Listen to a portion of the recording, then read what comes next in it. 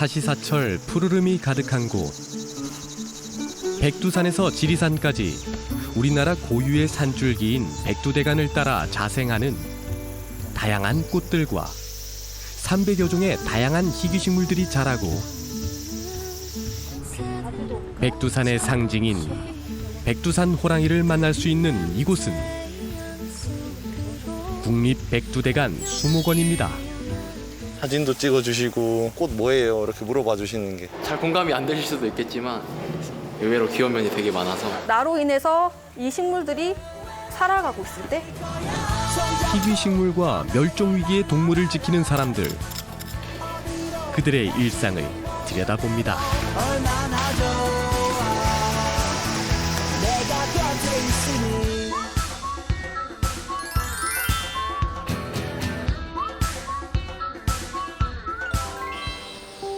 이른 아침,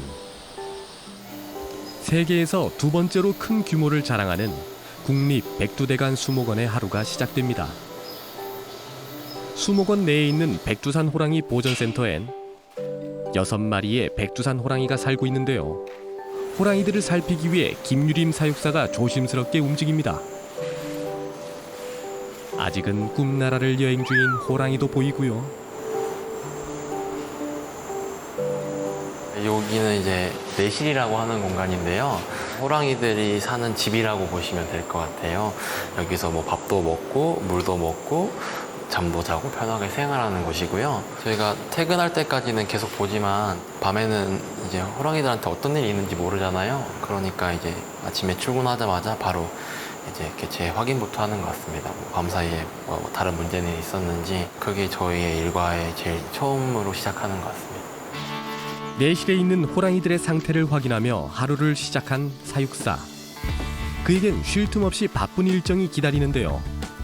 이번엔 순찰차를 타고 어디론가 이동을 합니다.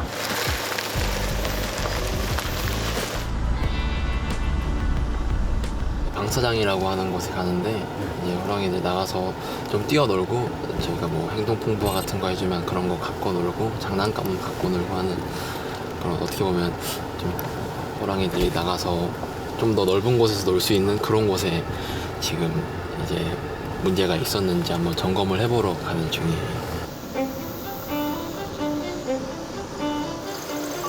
호랑이들의 놀이터인 방사장.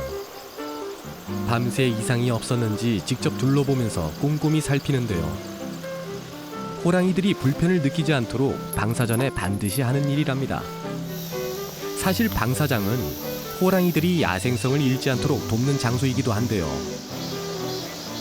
국립백두대간 수목원의 호랑이 숲은 축구장 크기의 6배 규모로 단일 동물을 위한 공간으론 우리나라에서 가장 큰 면적입니다. 지금 저희 규모는 3.8헥타르 정도 되는데 한 번에 다 쓸 수가 없어요. 왜냐면 또 동물원에 있다가 온 친구들이니까 좁은 곳에 있다가 갑자기 엄청 넓은 곳에 방사를 해버리면은 이것도 호랑이들 나름 스트레스이기도 하고 큰 곳에 한 번에 풀어버리게 되면은 저희 관리도 안 되니까 저희가 지금에서 점점 늘려가고 있는 식으로 저희가 이렇게 호랑이들 방사를 하고 있거든요. 호랑이 숲의 방사장은 대방사장, 소방사장, 그리고 간이방사장으로 나뉘는데요. 한, 도, 태범, 무궁, 우리, 한청 이렇게 6마리의 백두산 호랑이들이 여기서 생활을 하고 있습니다. 일명 한국 호랑이로 통하는 백두산 호랑이는 현재 멸종위기 1급으로 지정 보호 중인데요. 둥근 머리, 동그란 귀, 그리고 날씬한 몸과 긴 다리가 특징으로 과거 한반도 전역에 살았었다고 합니다. 그러나 맹수를 잡는다는 일제히 해수 구제 정책에 의해 호랑이들이 희생당하면서 멸종 위기에 처하게 된 거죠. 정말 슬프고 안타깝네요. 국립백두산 호랑이 보존센터는 백두산 호랑이 종 보존을 하기 위해서 개체군을 이제 확보해서 나중에 생물 다양성이 회복되면 그때 산에 백두산 호랑이를 이제 방사시키는 것이 목적이고요. 백두대간 수목원을 방문하시는 관람객들에게 호랑이를 보여주면서 민족적인 그 기상을 함양시키고 또 일부는 또 야생동물에 대한 교육도 시키는 그런 부분이 있습니다. 두 가지 트랙으로 우리가 여기에서 사역을 하고 있습니다. 호랑이들이 나들이를 갈 시간. 준비되시면 무궁이 태범이 방사해주세요. 얘네는 조금 활발해서 이렇게 빨리 뛰어나가. 준비되시면 낼게요. 네, 무궁이 태범이 방사해주세요. 매일 오전과 오후 각각 한 차례 2마리씩 호랑이를 대방사장에 방사하는데요. 호랑이는 독립적 개체이기 때문에 합사하기가 힘들다고 합니다. 그래서 지금은 남매 위주로 함께 방사하고 있습니다.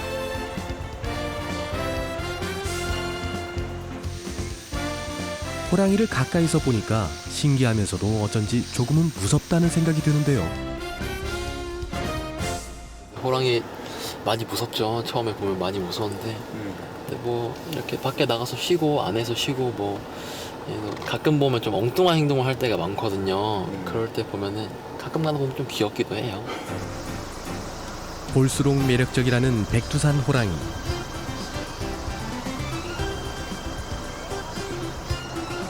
저도 점점 이 친구들이 귀엽게 느껴지는 것 같은데요. 무궁이와 태범이도 아침 외출에 신났는지 이곳저곳 냄새를 맡으며 방사장을 누빕니다. 이런 모습을 놓치지 않고 주시하는 것도 사육사의 일이라네요. 저희가 호랑이들 방사를 하고 관람객분들이 좀 위험한 행동 하시면 좀 저지하거나 그런 것도 하는데 이제 호랑이들 행동을 저희가 이렇게 기록을 하는 거예요. 근데 이렇게 기록을 해서 제가 좀 데이터를 많이 쌓아 놓으면 뭐 나중에 좀 똑같은 환경에 얘네가 그 시간대에 다른 행동을 하면은 뭐 여기에 뭐가 바뀌었나 아니면은 호랑이 건강 상태가 뭐가 좀 바뀌었나라고 저희가 유추를 해볼 수가 있잖아요. 그래서 저희가 호랑이들이 이제 뭘 하는지 그런 행동을 저희가 다 기록을 하고 있습니다.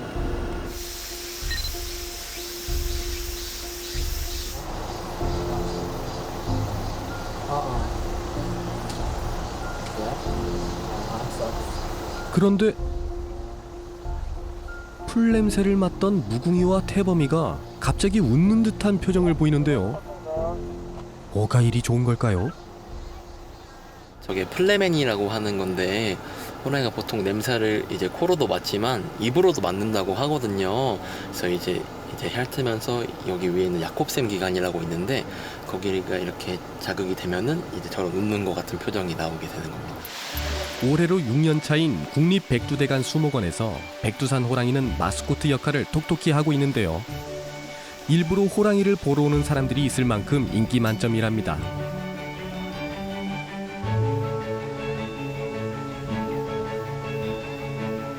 멸종위기 백두산 호랑이의 실물을 찾은 관람객들.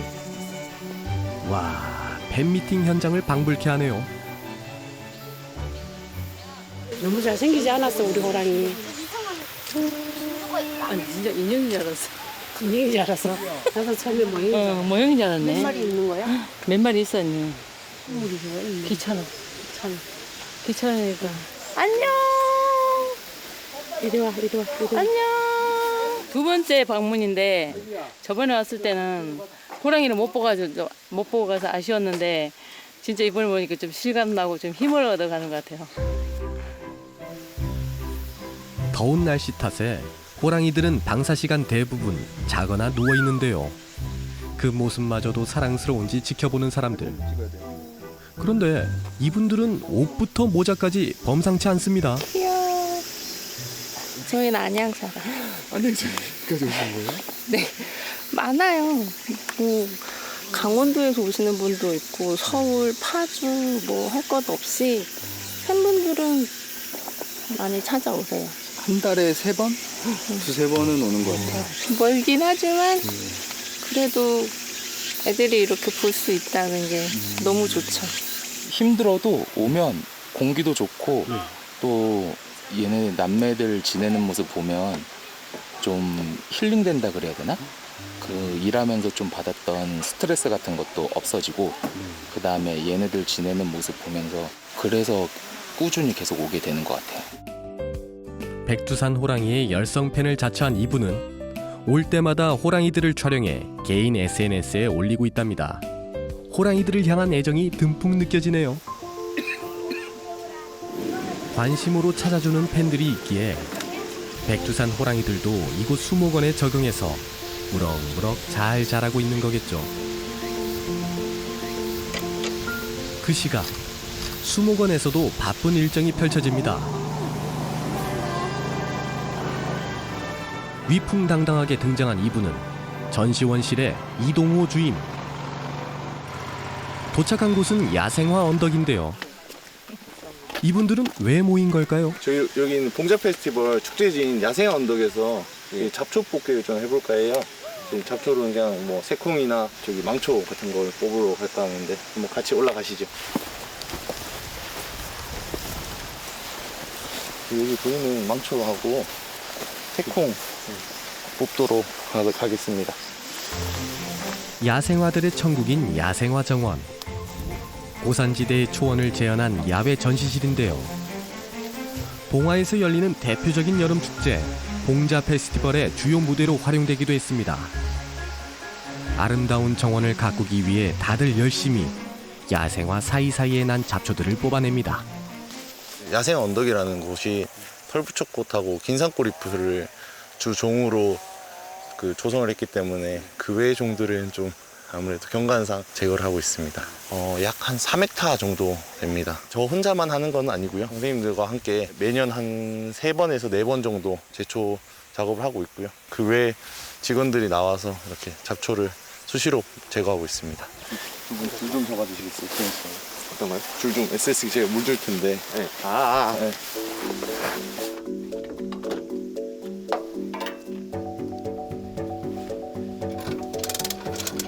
뜨거운 태양에 말라있을 꽃들에 물을 줄 시간.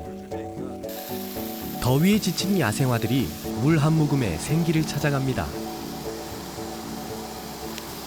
얘네가 있던 애들이고 얘네가 추가로 보식한 건데 색깔이 종자를 빨리 맺혀요. 꽃도 빨리 떨어지고. 이 드넓은 들판을 모두 신경 쓰는 것이 마냥 쉽지만은 않을 것 같은데요. 할 때는 힘들긴 하지만 뭔가 작업을 하고 나서 이제 멋진 정원을 보면은 또 보람이 있고, 그리고 관람객도 오셨을 때 멋있게 봐주시는 모습 보면은 그럴 때 좀 보람을 느끼는 것 같아요.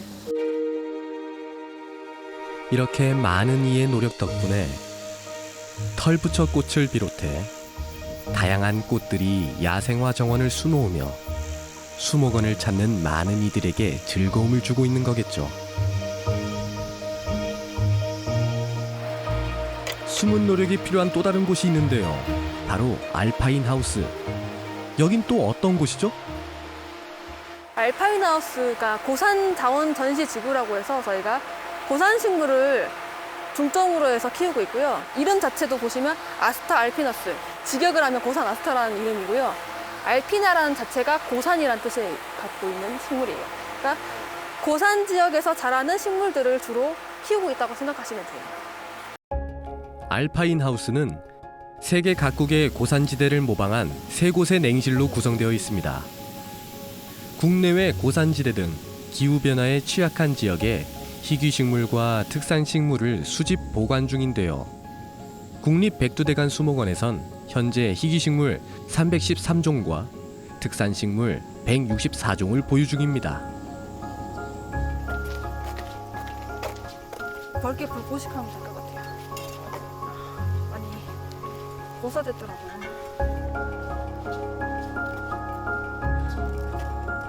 냉실의 빈 곳에 식물들을 새롭게 심을 예정인데요. 보기엔 간단해도 식물들의 특성을 고려해야 하는 까다로운 작업이라는군요. 일단은 어려움이 상당히 많죠. 그러니까 왜냐하면 고산 식물이라고 하는 것 자체가 일반 이런 낮은 지대가 아니고 1500에서 2000m 이상, 그러니까 아고산 식물이라고 하면요. 그리고 고산 식물은 2000m 이상에서 사는 식물인데 국립백두대간 수목원 현재 가장 높은 전시원의 높이만 하더라도 560m 정도밖에 안 돼요. 거기에 고산 환경을 맞춰줘야 얘네들이 잘 살 수 있는 환경이 되기 때문에 온도는 차갑고 공중 습도는 어느 정도 유지가 되면서 햇빛도 어느 정도 들어와줘야 되고요. 그거를 다 맞추기에는 조금 아직까지도 많이 배우고 있고 그걸 맞추기 위해서 노력을 하고 있다라고 그러고 있습니다. 시원하고 척박한 고산지대 특수 환경을 재현하고자 저온 항습 시스템과 인공 운무 원격 관리 시스템 등을 갖췄는데요.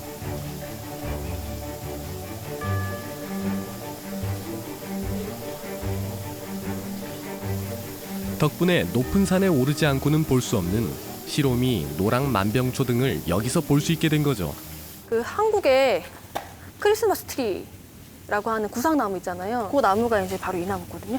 지금 한라산이라든지 뭐 지리산, 덕유산, 설악산 그런 높은 고도의 산은 고산 침엽소종인데 기후변화라고 하는 환경변화에 의해서 얘네들이 쇠퇴를 많이 하고 있어요. 그래서 얘네들을 보존하기 위한 뭐 여러 가지 노력들을 하고 있고 저희 같은 경우에도 이제 그 아이들을 여기다가 이제 심어가지고 보호하고 있는 상황입니다. 급격한 기후변화로 점차 사라지는 동식물들.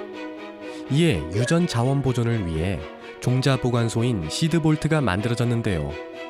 세계에서 단 2곳, 그중 하나가 국립백두대간 수목원에 있습니다. 사실 힘든 것도 되게 많지만 재미있는 부분도 되게 많아요. 이를테면 내가 아니었으면 죽어가던 식물인데 내가 이렇게 얘네들의 새 터전을 만들어주고 얘네들이 또 꽃을 피우고 그리고 이 꽃을 피웠을 때 관람객이라든지 일반 사람들이 와서 너무 예쁘다 감동을 받았을 때 굉장한 보람을 느끼게 됐고요. 힘든 점은 사실 너무 이렇게 재밌게 일하고 있어가지고 저희 교수님이랑 잘 모르겠습니다.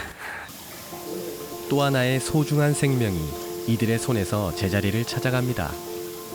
하지만 매일 정성으로 살피고 가꾸어도 가끔 안타까운 상황도 발생한다고 합니다.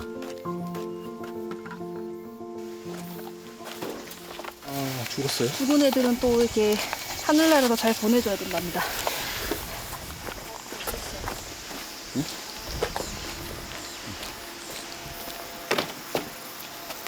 내 새끼가 저기 멀리 간 것처럼 너무 아파가지고 하여튼 마음이 아프다는 거를 우리 애들이 알아줬으면 좋겠어요. 네. 그래서 저희는 또 다른 일을 하러 갈 거거든요. 지금 어디로 가신 거예요? 지금 저희가 관리하고 있는 지구가 여기뿐만이 아니라 되게 또 많아가지고 다른 데 또 이제 나무들도 보고 풀도 보고 그렇게 하려고 가고 있습니다. 아쉬움을 뒤로하고 다시 어딘가로 이동하는 선은미 대리. 도착한 곳은 춘향목 군락지입니다. 지금 요 앞에 보이시는 게 다 춘향목이거든요. 울진의 금강송, 원주의 황장송 같이 춘향도 춘향을 대표하는 소나무가 있는데 그게 바로 춘향목이고요. 춘향의 토양과 풍광을 맞고 자라서 그런지 보시면 줄기에 가지도 없고 곱게 뻗어서 자라기 때문에 우수한 품질의 목재로 생각을 많이 하세요. 그래서 이 춘향 지역에 와서 목재 관련된 계약을 많이 했고 춘향역을 통해서 이 춘향목이 반출되어서 나갔기 때문에 이 춘향목의 이름이 널리 알려지게 된 것 같아요. 춘향목은 우리나라 문화재 복원에도 많이 쓰이는 적소나무인데요. 이렇게 백두대간에 뿌리 내려온 우리의 소중한 살림은 지키고 보존해야 할 자원이기에 무거운 책임을 느낀답니다. 수도 없이 매년 식물들이 사라져가고 있거든요. 그런 애들을 보면 마음이 너무 아프고 특히나 우리나라 같은 경우에는 그래도 이런 자연계나 이쪽 식물이나 환경에 대해서 관심을 가지고 있는 분들이 굉장히 많아서 그나마 다행이다라는 생각을 많이 하고 있고요. 그리고 이런 분들이 더 많아가지고 저보다 더 훨씬 유능하시고 좋으신 분들이 많이 나왔으면 좋겠다라는 생각을 많이 하고 있습니다. 자, 다시 이쯤에서 백두산 호랑이를 만나러 가볼까요? 간이 방사장에는 내실에 있던 호랑이들까지 나와 있는데요. 무슨 일이 있는 걸까요?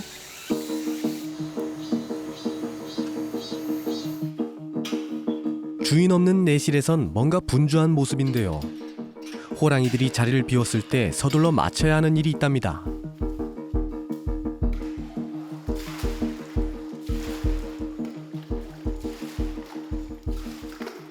이게 저희가 어제 내실 청소할 때 채워준 물인데 저 음수대에다가 소변 쏘는 애들도 있어서 저희가 위생 때문에 매일 아침 청소하기 전에 빼줍니다.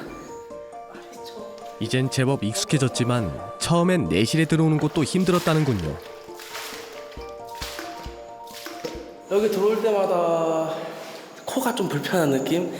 코가 좀 많이 불편해서 냄새가 좀 많이 강하다 보니까 너무 심하면 머리가 아플 때도 있긴 한데 그래도 추석 끝나고 깨끗한 냄새가 나고 더러운 게 없다 보면 좀 많이 뿌듯하긴 합니다.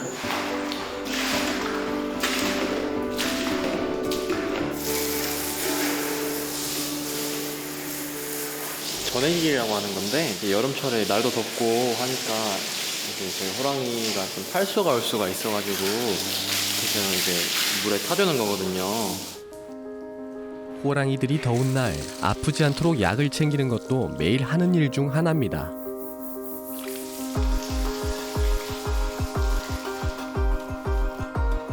호랑이들의 건강과 안락한 보금자리를 위해 내실을 꼼꼼하게 청소하는데요. 호랑이들이 참 좋아하겠네요. 어느덧 시간은 흘러 오전에 방사한 호랑이들이 퇴근할 시간. 호랑이의 퇴근은 곧 식사 시간이 다가옴을 의미합니다. 호랑이들의 급식을 준비하는데요. 매일 이들에게 줄 먹이양도 정해져 있습니다. 아까 보니까 아침을 안 먹는 것 같던데요? 먹이 자주 먹게 되면은 얘네가 먹이에 대해서 이제 반응이 없을 수도 있고 좀 먹이를 잘 안 먹을 수도 있어요. 그래서 저희가 하루에 한 끼 주고 있고요. 근데 일주일 다 주는 건 아니고 제가 월요일은 무급일로 지정을 해서 월요일은 또 저희가 사료를 안 주고 있어요. 그래서 월요일 빼고 이제 매일매일 주고 있습니다.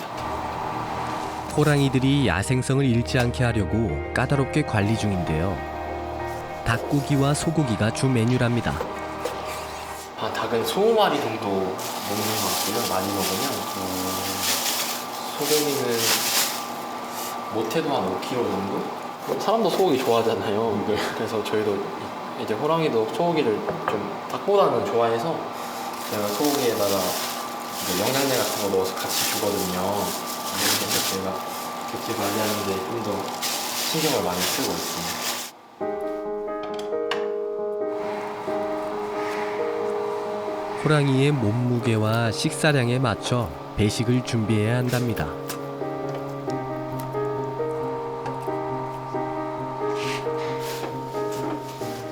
이제 호랑이들에게 직접 배달을 나가는데요.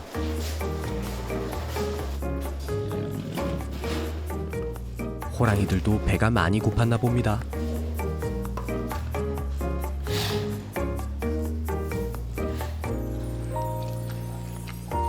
녀석 정말 맛있나 본데요.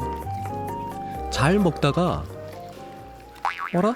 낯선 사람이 와서 경계심이 많아가지고 잘 안 먹거든요. 소고기에 보통 약을 넣어요. 영양제 같은 걸 주는데 이제 영양제를 얘네가 뭐 발라서 먹는지 아니면 잘 먹었는지 그런 거 확인하려고 저희가 일부러 소고기는 손으로 주고 있습니다. 이게 다 먹을 때까지 지켜보시는 거예요? 네, 다 먹을 때까지 지켜보고 그리고 다 먹었으면은 얘가 배가 부르면 하는 행동이 있거든요. 뭐 먹이에 대해서 관심이 없는 게 보이면은 뭐 금일 사료 준 거에 잔량이 얼마나 남았다 그런 것도 다 저희가 기록을 하고 있어서 먹는 거는 될 수 있으면 처음부터 끝까지 다 지켜보고 있는 편인 것 같아요. 호랑이의 식사는 건강 상태를 알려주는 잣대이기에 가장 신경 쓰는 일이라는데요.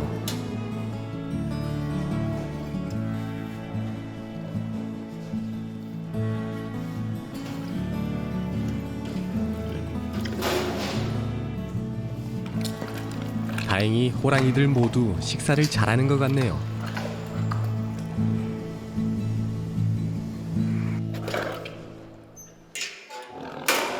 갑자기 소리를 내기 시작하는 호랑이. 듣기만 해도 간담이 서늘해집니다. 소리가. 아, 네. 조금 한이가 먹다가 조금 배가 부르면은 이 먹이를 지키려고 하는 습성이 있어요. 그래서 이제 좀 처음 보는 사람도 있고 하니까 좀 지키려고 저렇게 좀 화를 내네요.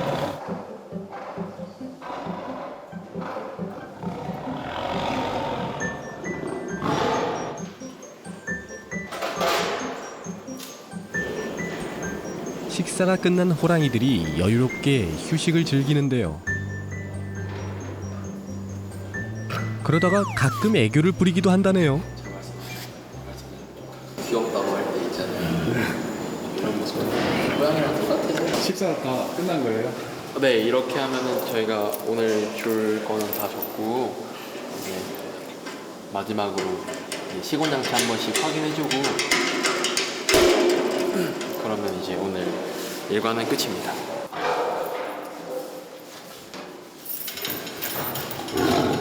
좀 더러운 일일 수도 있고 좀 위험한 일일 수도 있는데 저는 이제 얘네들이 멸종 위기종 동물이다 보니까 이렇게 사육을 하고 야생성을 보존하는 거에 있어서 저는 좀 보람을 많이 느끼는 편인 것 같아요. 뭐 그러다 보니까 이제 호랑이들 좀 더 많은 야생성을 증진시키기 위해서 뭐라도 좀 더 해주려고 많이 노력을 하고 있는 것 같아요. 국립백두대간 수목원의 하루가 평화롭게 흘러갑니다. 비록 반짝반짝 빛나는 일은 아니지만 보이지 않는 곳에서 묵묵히 애쓰는 이들이 있기에 우리가 멸종의 위기에 놓인 동식물들을 만날 수 있는 게 아닐까요? 사람의 역할이 굉장히 중요하다고 생각을 해요. 그렇기 때문에 그런 일을 하시는 분들은 진짜 좋은 일 하시는 거고 지구를 위해서도 사람을 위해서도 안 보이는 곳에서 엄청 좋은 일을 하고 계시는 것 같아요. 일반 시민들도 관심을 좀 많이 가지시고 해주시면 네, 뭐 관계부처들에서도 좀 더 신경을 써주시지 않을까.